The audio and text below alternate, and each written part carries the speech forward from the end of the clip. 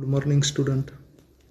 Today we are going to start chapter number 4, part first. That is types of tissues. So first we see introduction and definition of types of tissues. First we see introduction. The plant body consists of morphologically recognizable unit, the cells. Cells have cell wall. Cells are united with each other by means of connecting intercellular substances. Within this united mass, certain group of cells are distinct from others structurally or functionally or both. These groupings are referred to as tissues. Group or mass of cells that are alike in origin, structure, and with some common functions are called tissues. Among many lower plants, there is a little differentiation in kinds of cells. On the other side, in higher plants, the body is complex in cellular details. It is made up of many kinds of cells. The structural variation of tissues are based on differences in the component cells. Some tissues are relatively simple in structure, in that they consist of one cell type. Others, certain more than one cell types, are more complex, example xylem and phloem tissues. The arrangement of tissues in the plants show definite structural and functional organization. Example, tissues concerned with conduction of food and water form the vascular tissue systems. It forms a coherent system extending continuously through each organ and the entire plants. Thus, tissue system may be defined as the tissues of a plant which perform the same general functions regardless of position or continuity in the body. The plants are characterized by various tissues as mentioned below, such as meristematic tissue, vascular tissue, epidermal tissue, and mechanical tissues. Then after that, first we see that is meristematic tissues. So see here, we must know that what is meristematic tissues. The term meristem has been derived from meristos, which means divisible. Thus, meristem is the cell which has capacity of division. A meristematic tissue is a group of cells that are in continuous state of division or retain their power of division. Then after that we must see structure of meristems. Meristem cells show following characters. Meristem cells are isodiametric, spherical, or polygonal in shape. The cells are compactly arranged and thus lack intercellular spaces. Cells have thin homogeneous cellulosic cell wall. Secondary wall is normally absent. Each meristematic cell has a dense cytoplasm with a large, distinct and prominent nucleus. Vacuoles and elastic substances are generally absent.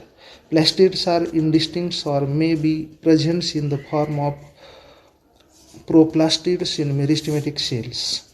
The most important characters of meristematic cell is their capacity to divide. Then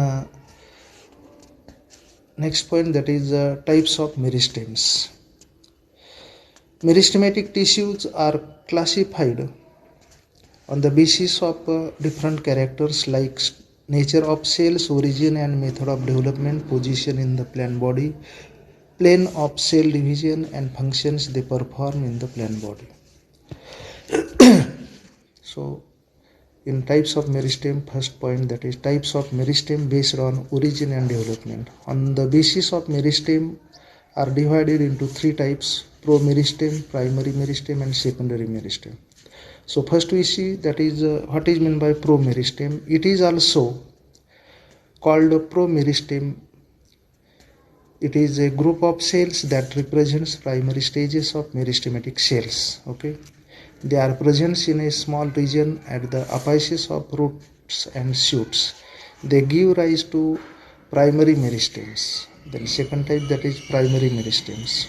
They originate from promeristem and hence they are called primary meristem. They are always in active state of division.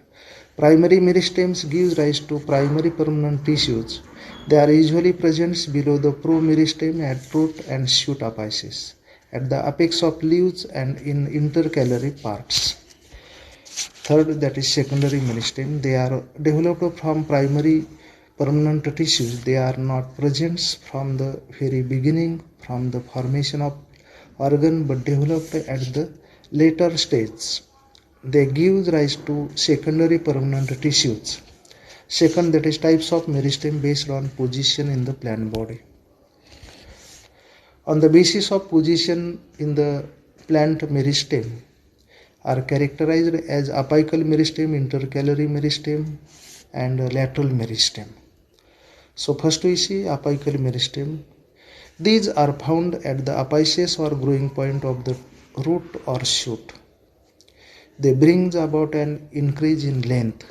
It includes both the promeristem as well as the primary meristem. The term promeristem or primordial meristem is used to refer to group of earliest and youngest meristematic cells of a growing region. Then we must see that promeristem further divide to form primary meristem. Secondary meristem are derived from primary permanent tissues. Some permanent tissues have capacity of division. Example, that is secondary meristems such as cambium, quark cambium. They are responsible for secondary growth. And the apical meristematic tissues divide and gradually constitute the permanent tissues. Intercalary meristems. It lies between the region of permanent tissues and is considered as a detached part of the apical meristem. It is separated from the apex due to formation of intermediate permanent tissues during the growth of the axis. Then lateral meristems. Lateral meristem occurs on the lateral side of roots and stems. They are composed of initials that divide periclinally or radially and form secondary permanent tissues. They increase the diameter or thickness of an organ. The vascular cambium, that is primary meristem, and quark cambium, that is secondary meristem, are meristems of this type.